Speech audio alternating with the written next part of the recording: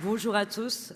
Déjà, un grand merci à tous d'être si nombreux. Comme l'a dit Loïc, je crois que cette année, on va être plus de 600.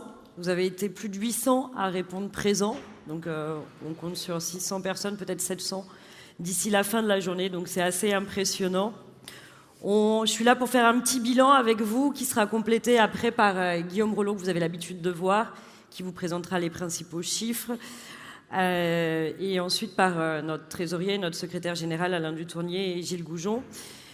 Je vais essayer d'être brève parce qu'on veut tenir dans le timing, mais pour vous rassurer, parce que je sais qu'il y en a pour qui le bilan, c'est important, vous allez tous recevoir dans la soirée un email avec un bilan de 70 pages, donc je vous souhaite une bonne lecture. Voilà. Donc, comme l'a dit Alain Ducasse, je pense qu'on est un collectif pas comme les autres. On n'est pas un guide. Et il y a certains guides qui m'ont dit « Ah, mais vous faites un classement ». Non, on ne fait pas de classement. On a une liste de restaurants accessible sur notre site internet, mais les établissements ne sont pas classés. Pas de petits restaurants, pas de grands restaurants. Donc, on ne donne pas de récompense. On est juste là pour des convictions. Et ces convictions, on va en parler toute la journée. Et elles se démontrent par des choses concrètes. Voilà. Je pense que ce qu'on fait, c'est surtout important. Vous voyez le nombre de chiffres. 1590 restaurants, 680 producteurs, artisans, dont les vignerons. On n'a volontairement pas voulu les séparer. Pour nous, les vignerons sont de véritables producteurs. Ce qui est important, c'est ce qui est à côté, et on va y revenir plus tard, c'est le curseur d'engagement qui montre aussi le nombre de relations qui se sont créées depuis qu'on a créé le collège culinaire entre producteurs, entre restaurateurs. Et je pense que ça, c'est quelque chose de vraiment unique. Et unique en France, mais aussi unique dans le monde. On a commencé à aller un petit peu voir ce qui se faisait à l'étranger. Et des groupements de chefs, il y en a, comme disait Alain Ducasse, il y a plein de pays qui parlent d'une voix unique, mais je pense qu'on est vraiment les seuls aujourd'hui à fédérer tous les corps de métier et tous les maillons de la qualité. Donc on est très fiers de ça, et je pense qu'il faut qu'on continue à être très fiers de ça. Voilà. Autre chose importante, c'est qu'on est ici réunis à Paris parce que c'est plus simple, mais surtout, on est présent dans toute la France. Voilà. Là, vous avez un peu le taux de représentation des restaurants producteurs à travers toute la France. Vous voyez qu'il y a des régions plus représentatives que d'autres, mais surtout, ce qu'il faut voir, c'est que même des régions où on a l'impression qu'on a peu de membres, on a été voir nos membres, on a créé des réunions régionales qui sont importantes pour nous et on continuera à le faire, même dans des régions peut-être comme les Hauts-de-France ou la Normandie. Vous avez peut-être vu qu'il y a 4% de nos membres seulement qui sont là. Donc on n'oublie personne et on essaiera d'en faire de plus en plus. 3 mots pour nous qui sont très importants et sur lesquels, je pense, on a su être précurseurs et en tout cas, peut-être pas les premiers à s'approprier ces mots-là, mais en tout cas où on a su se créer une vraie place, c'est les mots transparence, c'est la notion de relation producteur-artisan et c'est la notion de saisonnalité. Donc on n'a pas les monopoles de ces sujets-là. Par contre, je pense que toute la partie incarnation sur laquelle on va venir tout à l'heure font qu'aujourd'hui, il y a des journalistes aussi avec nous présents. On est identifiés comme des gens importants pour communiquer sur ces sujets. L'année dernière, je ne sais pas si vous vous rappelez, mais on vous avait présenté 5 axes prioritaires qu'on a essayé de respecter, évidemment, tout au long de l'année. Je vais essayer d'aller vite. Vous aurez encore une fois ce détail dans le document qui vous sera envoyé cette année. Slide suivante, s'il te plaît. Voilà. Le premier axe prioritaire, c'était tout ce qui était dynamique et appartenance au collectif. Pour nous, ce qui est important, c'est de faire vivre ce collectif. Je ne sais pas, vous êtes encore une fois 600 aujourd'hui. Donc, qu'est-ce qu'on a fait ? On a fait tout ce qu'on pouvait, et en tout cas, c'est ce qu'on souhaite faire pour que vous soyez fiers d'appartenir à ce collectif et que vous vous l'appropriez. Le collectif, aujourd'hui, c'est ni les chefs fondateurs, ni le bureau, c'est vous, chacun d'entre vous, qui devez devenir acteur. Voilà. Donc on a fait des journées pour vous permettre de vous rencontrer. C'est les journées d'échange qu'on fait à Paris tous les 2 mois. On en a fait une vingtaine pour l'instant. Je crois que la 20e est le mois prochain. Il faut savoir qu'on a des producteurs, des restaurants qui nous ont accueillis cette année, notamment le Mall de Gérald Paseda à Marseille, l'ambassade d'Auvergne dans le 3e, le Patio Opéra dans le 9e et Papy au Fourneau dans le 14e. S'il y a des établissements qui veulent accueillir une journée d'échange, que ce soit à Paris ou en province, c'est possible. Il suffit de nous le faire savoir. Beaucoup de journées d'échange aussi à travers toute la France. Je voudrais revenir sur celle qu'on a organisée à Tours.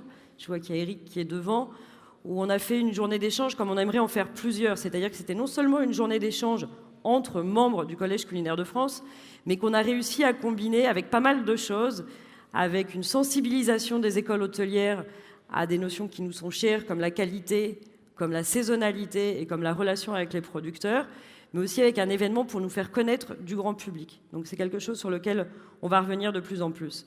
Évidemment, il y a des salons aussi, et certains d'entre vous le savent, on essaye d'aller collectivement sur des salons comme le World Chef Summit, comme Taste of Paris, et on va continuer. Et enfin, il va y avoir tous les outils digitaux qu'on vous met en place et que pour l'instant sont peut-être pas assez utilisés, et on espère que vous le ferez par la suite.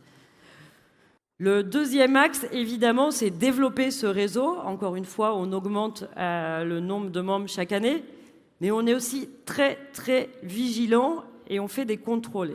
Et pendant plusieurs années, on vous a indiqué le nombre de membres qu'on était, mais on ne vous a pas parlé de cette notion de contrôle, et je sais qu'elle vous est chère, d'accord ? Cette année, on a contrôlé 36 restos, 20 producteurs qui nous semblaient problématiques, voilà, qu'on nous a identifiés comme problématiques. On a tout un process sur lequel on reviendra plus tard pour évaluer ces établissements. Et il faut savoir que dans ces cas-là, on vérifie. Il y a 39% des gens qui nous avaient été stipulés comme problématiques qu'on a réintégrés. Il y en a 21 malheureusement à qui on a été obligé de retirer l'appellation. Et encore 40% qui sont en cours de surveillance puisque l'année n'est pas finie. Et je voudrais revenir sur un établissement. On a des référents il y a quelques mois qui nous ont, dans le sud de la France, identifié un restaurant qui ne partageait pas les mêmes valeurs. Ça met du temps, on ne retire pas l'appellation comme ça, on prévient, on propose des axes d'amélioration, c'est ce qu'on a fait avec cet établissement. Et malheureusement, cet établissement n'a pas écouté. Donc là, la semaine dernière, effectivement, après 4 mois de relance, d'essayer de le remettre dans le droit chemin, parce que notre but, c'est d'essayer d'augmenter cette qualité, on a décidé de s'en séparer. Et je voudrais remercier ce référent qui se reconnaîtra sûrement, qui m'a dit quelque chose d'important, qui est que pour lui, c'était important de nous dire que quand un établissement ne partageait plus les mêmes valeurs, parce que pour lui, le Collège culinaire de France et cette appellation restaurant de qualité étaient aussi importants que les étoiles qu'il avait. Voilà. L'axe suivant, c'est tout ce qui est le renforcement de la communication. Et ce qu'on fait sur la communication est assez important parce qu'on a une communication qui est très multifactorielle, d'accord, avec évidemment une communication déjà auprès de vous qui nous semble hyper importante. Mais surtout, cette année, ce qu'on a initié, c'est la communication auprès des futurs professionnels. Je vous ai parlé tout à l'heure de ce qu'on avait fait à Tours, où on a réuni 4 écoles hôtelières pour faire signer une charte de la saisonnalité qu'on va voir sur le slide suivant.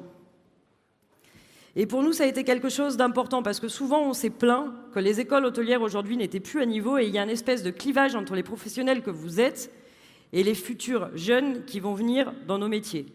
Et pour nous, la saisonnalité, c'était un moyen facile de rentrer dans les écoles pour promouvoir les valeurs qu'on défend tous ensemble. Et ce qu'on a fait avec les 4 écoles de Tours, mais aussi plusieurs écoles en région parisienne, et qu'on va continuer à faire, puisqu'il y a même des signatures en cours très prochainement en Alsace et dans pas mal d'autres régions, à Genève aussi d'ailleurs, à l'école de Lausanne dans pas très très longtemps. Donc pareil, je pense que certains d'entre vous sont impliqués dans des écoles. C'est quelque chose qui nous est facile pour aller inculquer avec le maillage de restaurants, de producteurs à travers toute la France.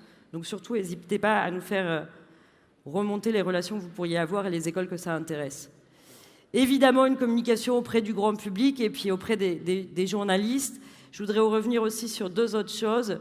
On fait un gros travail qui n'est pas visible aussi en termes de veille, où on a certains sujets qui nous sont importants et qu'on creuse. Ça a été, par exemple, tout ce qui était solutions en logistique. D'ailleurs, vous avez été nombreux à répondre à une étude qu'on a faite et qui a montré qu'aujourd'hui, on n'avait pas trouvé la solution idéale, mais que vous étiez nombreux à avoir testé des solutions et trouvé des solutions pour pouvoir travailler un maximum en direct sans intermédiaire.